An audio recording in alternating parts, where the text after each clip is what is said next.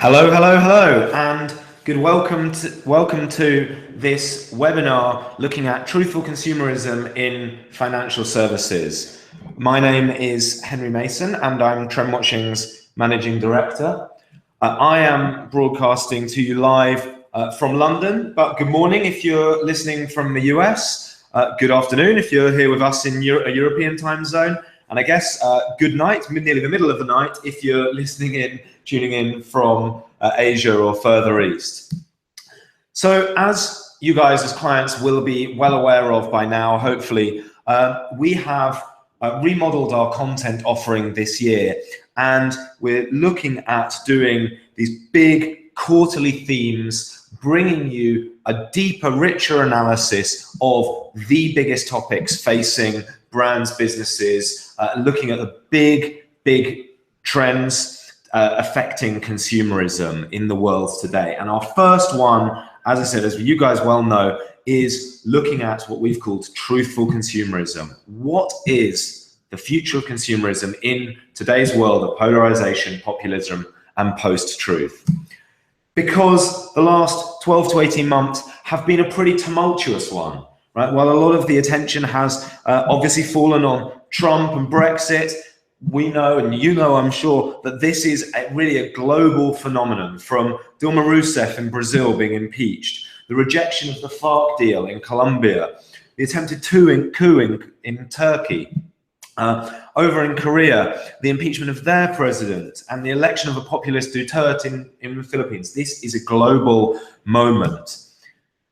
And we are in a new moment. I don't think anyone will disagree with us when we say this. As we said, one characterized by polarization, new populisms, anger, plummeting trust, and post-truth.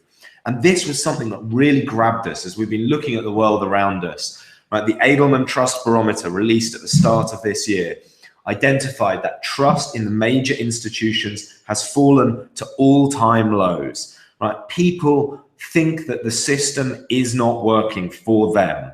Right, around the world, this is happening. 35,000 consumers around the world.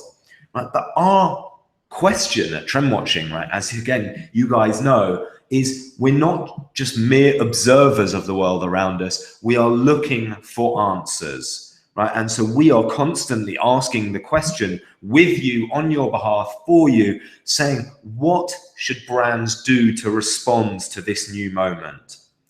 And what we identified, our answer to this question is an optimistic one, right? An optimistic one for us and hopefully for you as well, because we believe clearly that the future still belongs to those who believe in progress, right? There are still opportunities out there to cater to and to delight consumers by speaking to their basic fundamental truths, right? And this is what we did. We said, okay, amidst all of this tumult, all of this change, all of these threats to the established orders that we live in, right, there are still 5 key truths that will shape the future. And if you are working within a brand or for an organization, whatever your role in that, you have an opportunity and even a responsibility to advance these 5 core human truths that will remain relevant to your customers, to your potential customers.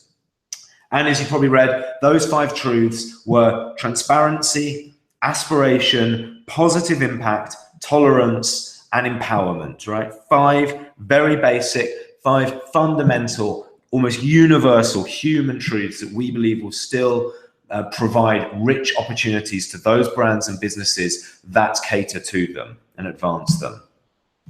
And I know we've had a few questions coming in since we published this post-truth consumerism report saying, okay, but we've got all these trends in the database. How do the truths match to the trends? And let's just tackle that right at the beginning, right up front, right?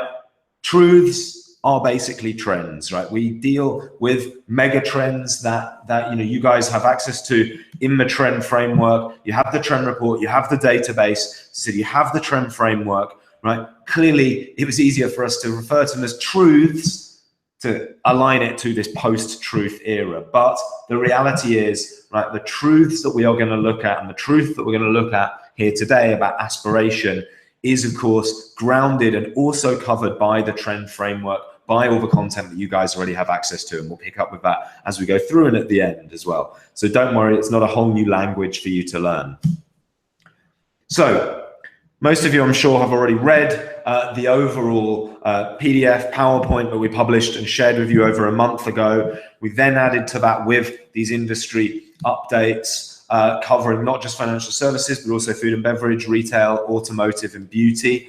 And we will be continuing to add more content to this truthful consumerism topic in the weeks ahead. Right? We really want to dive deep into this topic and really dissect it and really help you guys get a handle on how you can apply it for your clients within your business. So let's get to it. Financial services, right? We're here today to look at what does truthful consumerism mean for the financial services industry, right? And so to help us do that, we've zeroed in on one, perhaps the most important truth that all financial services brands should have right at the forefront of any of their brand planning, their brand strategy in the years ahead, right? And that is the truth of aspiration, right? Helping your customers be the people they want to be, both economically and otherwise. And could there be a more fundamental truth for any business that works in financial services to help people survive and thrive economically and even beyond?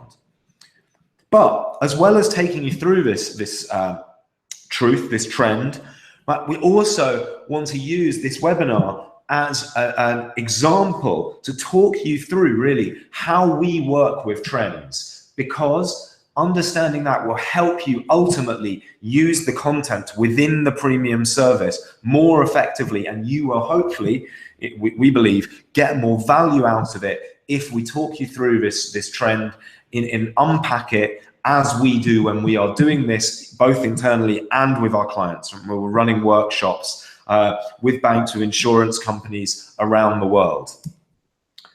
And really the easiest way to do that is to talk you through the trend using our tool that we developed a number of years ago. Inspired by the business model canvas, we created this, the consumer trend canvas, which in our opinion breaks down the 6 most important fundamental elements of a trend and helps you make sure you don't miss anything out, and helps make sure you ground your innovations in the elements, the dimensions that matter to consumers and ultimately to you as a business person. So, as you guys all know, at Trend Watching, we are obsessed, right, with going out there into the world and finding how real world examples of how brands, businesses, organizations, non-profits, governments, right, how are they speaking to their customers? How are they delighting them? How are they creating products and services for their customers? Right? And around the aspiration truth, right, one of the initiatives that first came to light a number of years ago, and we've been tracking this for the last couple of years since they first announced it, was JP Morgan Chase over in the US that announced they would invest over $100 million, $125 million into ailing US communities, right? Cities that have been hollowed out, especially Detroit. They've invested a lot of money in Detroit, helping local entrepreneurs, helping create that startup ecosystem. Their staff have been there to help these people, understand how to develop business plans, et cetera, et cetera. So that was, we thought, a very powerful example of how a business can actually help communities grow. Right? On a more individual basis, over in Africa, we saw a First Bank of Nigeria at the start of this year introduce a dedicated bank account aimed at female entrepreneurs. Right, so you get business coaching, you get invitations to events where you can meet other female entrepreneurs. So it's a whole program, a whole package designed at helping support women in business, right, helping them realize their dreams. Right, and over in another part of the world, down in Colombia, the Bank of Bogota created an online social networking platform for entrepreneurs, right? So similar to the initiative that Amex have done for a number of years in the US, right? Moving into a new market here, a local bank launching this digital platform to connect entrepreneurs and help them deal with the issues that they deal with running their businesses. So just a couple of examples, and we'll share more with you as we come through. But that just starts to give you a taste, right, of this is how other businesses in the sector are encouraging and fostering aspiration for their customers. And of course, right, you guys have access to this database that is the core of the premium service, right, where you have over 15,000 innovations in there.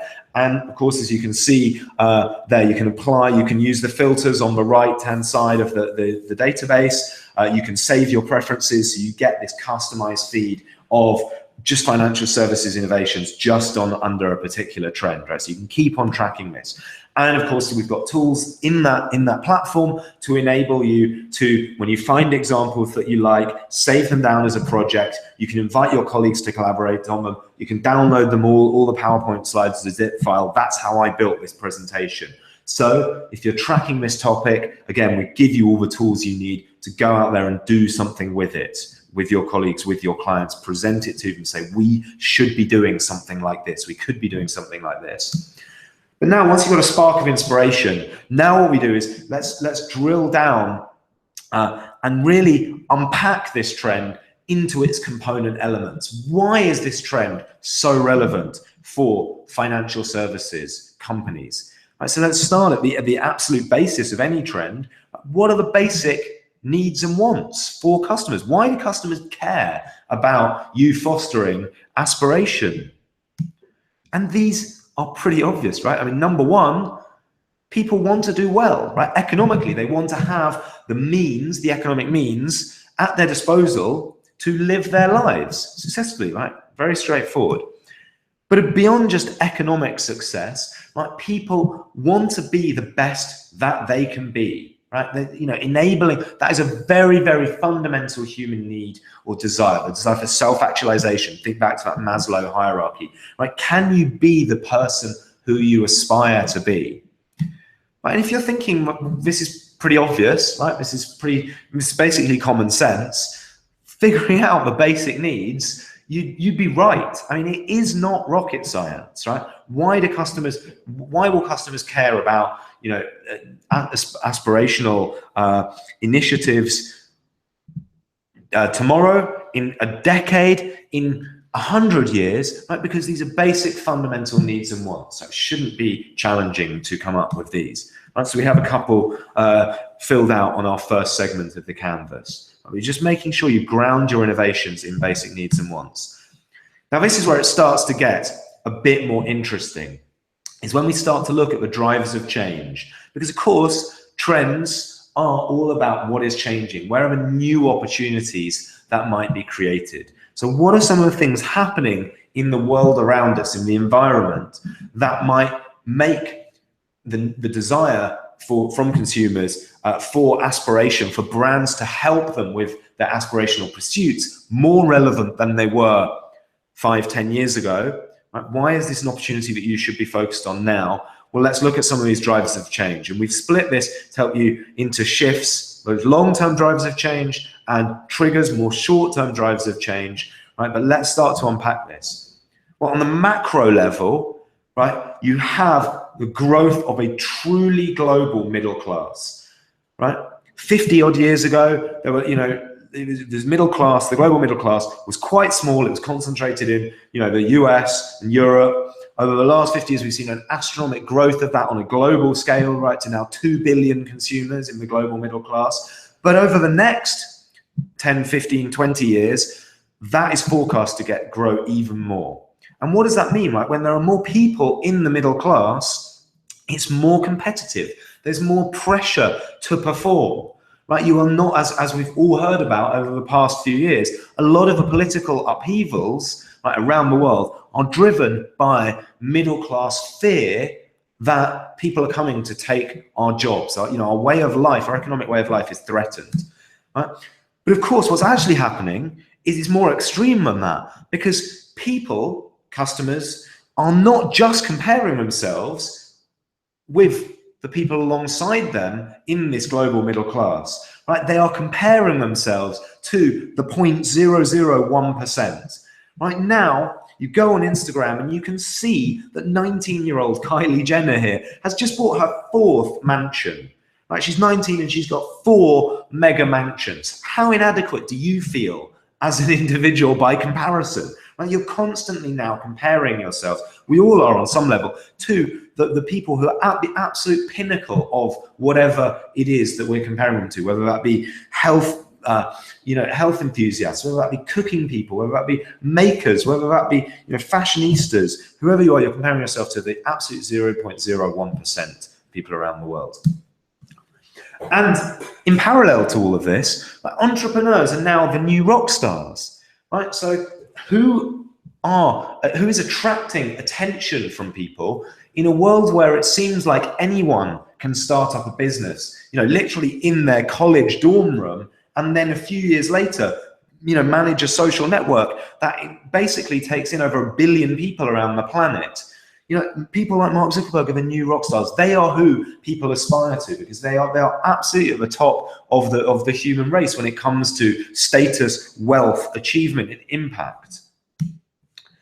And of course, on a more micro scale, right? If you go down to your local food market, you've probably noticed over the last few years, whether it's via these mobile card readers or just straight by mobile payments, depending on where you live in the world, right?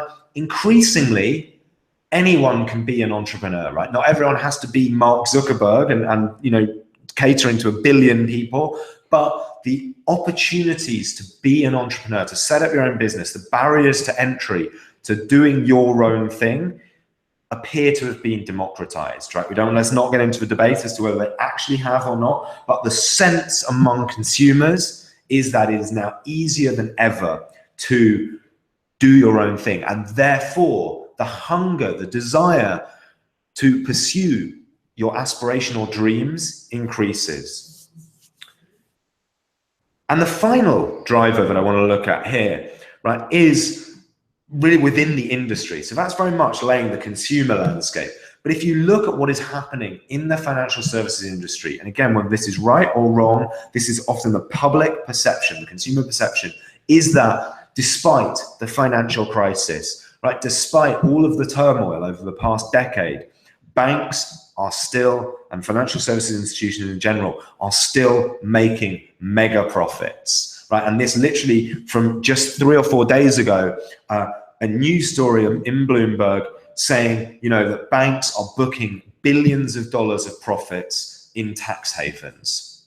As I said, rightly or wrongly, you may disagree or agree. That may not be the scenario in your institution, right, your organization, but that is too frequently the perception amongst consumers of the industry. It's an industry making fat profits, not always in the best way, right? And set this against, the data that shows, here's a study from Havas, right, saying nearly 3/4 of consumers say brands have a responsibility to do more than simply generate profit. They have a responsibility to society, to people, to the environment in which they operate. Right, so there's a couple of drivers of change, right? I'm sure if you go through this exercise, you can identify more factors, more shifts and triggers in the external environment, making this a more relevant trend to focus on than it was, as we said, 1, 5, 10 years ago. And now, when we put all this together, this is where it starts to get interesting, right? Because when we talk about trends, what we're really talking about is where are potential opportunities. And we believe that opportunities often come as they become points of tension amongst what is out there in the world and what consumers want there to be, right? So let's just revisit those last 2 slides, right? Because now it should become obvious. On the one hand, you've got banks booking with profit through tax havens. On the other hand, you've got consumers saying brands have this responsibility to do more than just simply create profit. Instantly, an alarm bell, a light bulb should be flashing in your head saying that is a point of tension, right? A gap between reality and the expectations among customers. And where there are gaps, there are opportunities to resolve that tension. Right? So number one, what are some of the expectations for customers? Right? Just simply don't be evil, right? Just do not be a brand or business that looks after itself first. When I was researching this presentation, just look at what happens if you go onto Google Images and Google banker, right? You get guy lighting a banknote, right? Don't be this guy, right? It's one of the associated words is evil, right? Buried in there is one image of the helpful banker helping people realize their dreams, right? That is the opportunity. That is the tension. And again, while we were researching this presentation, we were sent this just this morning from Singapore. This was a campaign by a bank in Singapore where they went on TV and one of their executives took a lie detector test, right, on camera. And this was part of their campaign to say, we are a bank that you can trust, right? That is trying to resolve this tension, right? And what is some of the other tensions that customers want you to resolve, that they expect you to resolve? Right, just simply, as not rocket science, right, to support people. If we've looked at all of these drivers of change, we've looked at the basic needs, we've looked at where this leads us to the point of tension between what the industry does and what people would like it to do, and that is just quite straightforward. Just help support your customers be the people that they want to be. So again, you start to fill out the remaining section on this left half of the canvas. Right, so that's unpacked a little bit more about why we think this is such an important trend for financial services brands, such a relevant trend. Right, but now, of course, right, as you guys know, hopefully only too well, that's why you're clients of Trend Watching, right, is because just knowing about trends is pretty much meaningless, right? It's nice to know, but that is not going to transform your business. That is not going to help you delight customers. That is not going to help you, win market share. That's not going to help you on a personal level get promoted if you just go into, your office and you sound smart every day, right? Trends are about actually taking those insights and turning them into actual new innovations for your customers. That is the whole point of why you subscribe to this service, right? So the right-hand side of the canvas is all about looking at helping you do that, helping you come up with, inspire you to come up with winning innovation ideas. And we have two axes of application to think about. And the first one that I want to talk about here today is where. Where will you apply this trend to your business, right? We've seen a couple of examples of businesses doing that already, right? And you should use these examples as inspiration of where you could apply this trend in your business. What might it look like for you to cater to, foster the truth that is aspiration amongst your customers? Right? The example, as I said, the example we've just seen, right? Could you provide financial support for your local community, for local entrepreneurs, right? Literally directly make grants, right?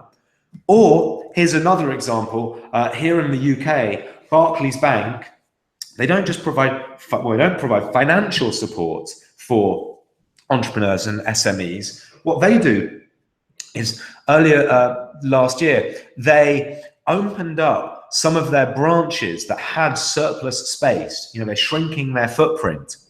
And they have branches that they're not using anymore. And they turn some of them into labs, incubators, services for entrepreneurs, small business. They put in 3D printers. They put in maker equipment to help support the local ecosystem. So could you provide something in the physical world? Over in Africa, we've seen the launch of this platform, Tukuze. And Tukuze is developed by MasterCard's Labs for Financial Inclusion and also funded by the Gates Foundation. And this is a digital service that connects farmers with buyers for their goods. So helping farmers, producers in Africa cut out the middleman, increase price transparency, and ultimately help them make more money and pursue their dreams, right? So could you provide a digital service that helps your customers in their aspiration journey? Right? But of course, it's not just financial services brands, right? This was MasterCard. We've looked at banks providing this services. Don't just look at what other financial services brands are doing in this space, right? Because other brands, of course, are speaking to these fundamental human truths. So here's an Australian startup, right, that's called Bryn. And Bryn is like an AI-powered business coach. It's a chatbot that essentially, provides business advice for its users, links them to resources, and connects them with videos that they can watch about common business issues. Why was it not your bank that was launching that digital service? And again, we've seen, on the grand scale of $100 million of JP Morgan supporting communities, like Tiger Beer in Singapore, the beer brand, they created a fund to support street food hawkers. So street food salespeople could apply for a grant of up to $10,000 to help them get set up in business. So again, not a financial services brand, but look at how they are supporting their customers or their communities in supporting them in their aspirational journey. And as we said about trends are all about customer expectations and points of tension. And once the customer starts to see that a beer brand is helping them on their entrepreneurial journey, what are they going to ask if you're not helping them? You're their bank, and if their beer brand is giving them more support than you are, you will be left looking inadequate by comparison. So there we go. Think of some of the ways in which you could apply this trend within your business. And if you can't think of any, just look at what's out there. Take inspiration from that. So that's how and where you might apply the trend to your business. The next axis of application, if you like, is who are you going to apply it for, right? You may or may not know our view on demographics is, of course, that demographics is dead, and you shouldn't just think exclusively in terms of the old demographic buckets, but of course, you are trying to target certain customer groups, right? And certain products and services will be relevant for specific groups within your customers. Right? And again, so when you're thinking about how are we going to speak to this desire of aspiration, right? How are we going to cater to this amongst our customers? Right? Again, look at what's out there. Take inspiration. Right? Take inspiration from CommBank, who launched a virtual reality experience. Right? This is like a gamified education program whereby kids can go into this virtual world and learn about financial literacy, right? Develop financial literacy, how to develop a customer for life, right? Make it fun, make it relevant, make it engaging. Right? And circling all the way back to Nigeria, again, think about who are you going to foster aspiration among? Who are you working with here? Can you do it for a specific industry? So Guaranteed Trust Bank Nigeria sponsored and held this event for local fashion designers, local fashion manufacturers, to help bring them together, bring the industry together, and give them the business support and mentorship that they need. Right, so again, just a couple of examples there. I'm sure you can think of more if you go away and brainstorm with your team. So there we have it. Once you start to unpack a trend, right, once you start to break it down into its component parts, you end up with on your wall, on your table, on your flip chart, however you've printed this canvas, you've ended up with a really powerful analysis of the trend and inspiration of how you might apply it within your business, both where and who for. Right, so what we would urge you guys is, having listened to this, hopefully it's already sparking some ideas, but get together with your team, and in your next planning session, and your next in your next pitch or in your next project session, what are we going to build next? What are we going to create next? Like, use the canvas, and it will lead you to powerful answers to what and where and how you could ground your innovation in basic human needs, relevant drivers of change. Target that innovation at resolving a specific point of tension amongst consumers. And then go out there and do it. Put it into the hands of customers. So that's been a whistle-stop tour of the trend, the truth that is aspiration as applied to financial services. If you want to go out there and do this in the platform, you can find the entire Apply toolkit. Go download it, print it out big with your team. All the files are there. They're yours for the taking. And now happy to take any questions about this trend, about this truth, if you have any. Just looking at my beautiful assistant, James, who's going to flag to me if there are any questions.